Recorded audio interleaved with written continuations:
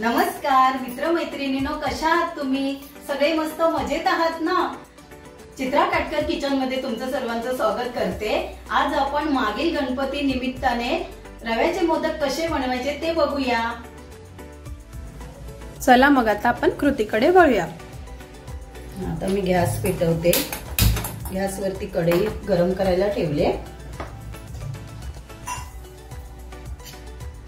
इथे आपण 4 चमचे तूप टाकून घेऊया। हे तूप माझं घरी काढलेलं आहे, गाईचंच तूप आहे।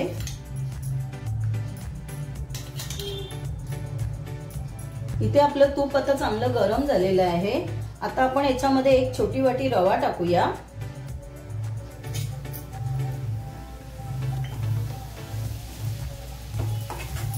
हा रवा गोल्डन कलर होईपर्यंत आपण भाजून घ्यायचा आणि रवा घेताना एकदम बारीक रवा घ्या। तुम्ही जाडा रवा घेतला तर तो मिक्सरला बारीक करून घ्या। आपल्या रव्याला गोल्डन कलर आलाय। रवा कच्चा राहू नये म्हणून आपण मीडियम गॅस वरती भाजून घेतलंय, पण आता आपल्याला गॅस एकदम मंद करायचा आहे, कारण आपल्याला त्याच्यामध्ये दूध ओतायचंय। तर आपण ज्या वाटीने रवा घेतला त्याच वाटीने आपण दूध ओतून घेऊया। मी दुधामध्ये 2-3 केशरच्या काड्या टाकलेल्या।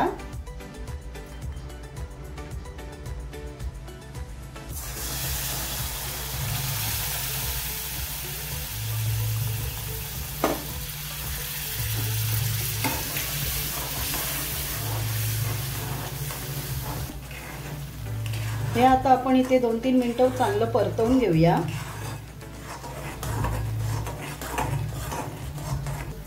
तुम्हाला दूध टाकायचं नसेल तर तुम्ही 2 वाटी पाणी टाकू शकता। मी दुधामध्ये 2-3 काड्या केशरच्या टाकलेल्या, तुम्ही नाही टाकलं तरी चालेल। केशर ऑप्शनल आहे। इथे मी 2 चमचे मलाई टाकते।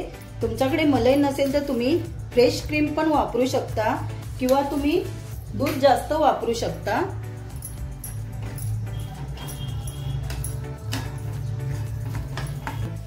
आता हे आपण मलाई टाकल्याच्या नंतर मंद गॅस वरती 2-3 मिनिटं परतवून घेऊया। इथे आपलं हे मिश्रण छान लुसलुशीत झालेलं आहे। आता आपण साखर टाकूया। ज्या वाटीने रवा घेतलेला त्याच वाटीने 1 वाटी साखर घेतले।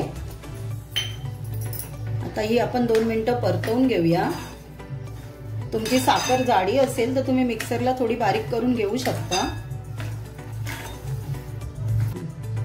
पाव चमचा वेलची पावडर टाकूया।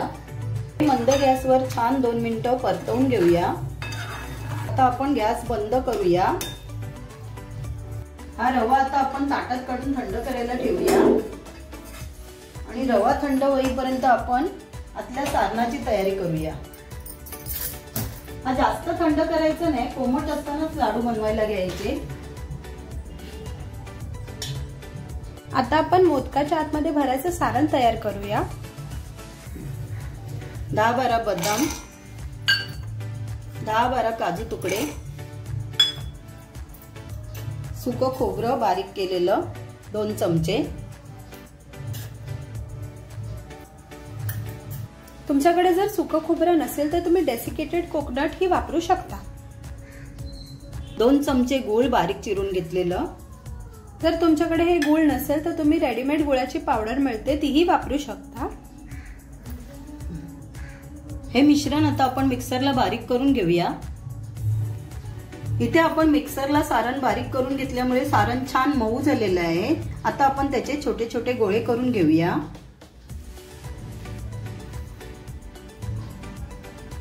तुम्हाला मोदक थोडे मोठे करायचे असतील तर मोठे गोळे करा।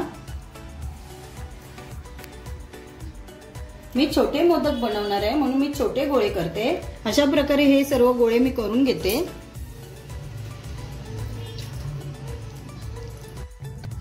इथे आपण मोदकाच्या साच्याला थोडंसं तूप लावून घेऊया। इथे केशरची काडी ठेवूया।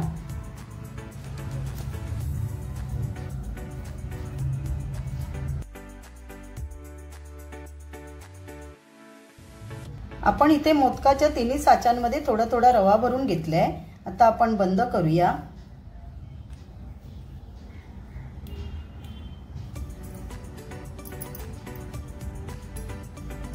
थोडंसं बोटाने सारखा रवा करून घेऊया।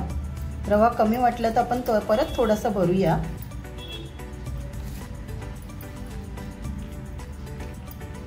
सारणाची गोळी केलेली ती भरूया। वरून थोडासा रवा भरूया।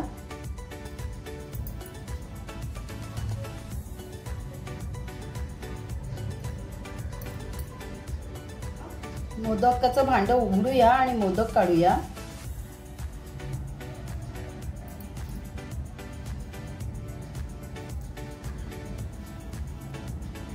असं आपला छान मोदक झालेला आहे। आणखी एक मी तुम्हाला दाखवते। इथे आपण थोडा थोडा रवा लावून घेऊया।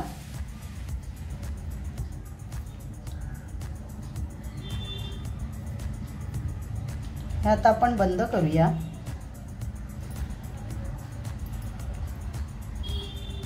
त्याच्यात थोडासा आणखी रवा भरूया।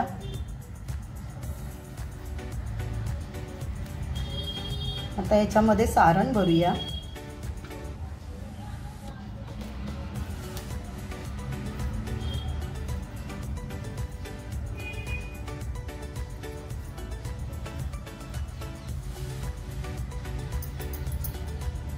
आता आपण हा उघडूया।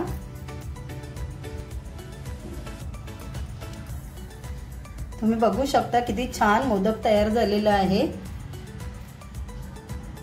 तुमच्याकडे साचा नसेल तर दुसऱ्या पद्धतीने कसा मोदक बनवायचा ते दाखवते।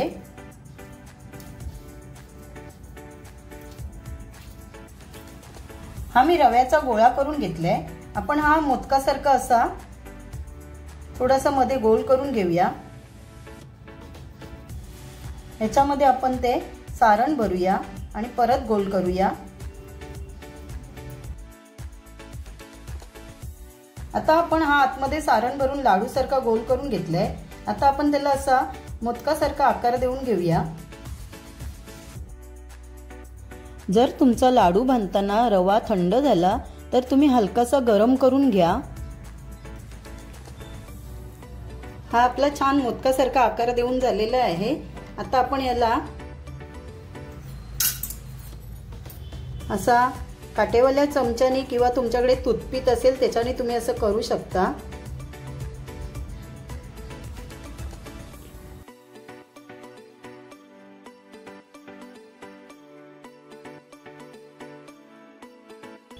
इथे तुम्ही बघू शकता आपण हाताने केलेला मोदक किती सुंदर दिसतोय। तुम्ही ऑफिसला जाणारे असाल आणि तुमच्याकडे वेळ कमी असेल तर तुम्ही हे असे झटपट रव्याचे लाडू नैवेद्यासाठी बनवू शकता। तुम्ही हे रव्याचे मोदक 2 ते 3 दिवस फ्रीजमध्ये स्टोअर करून खाऊ शकता।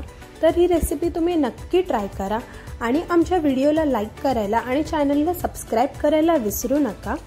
धन्यवाद।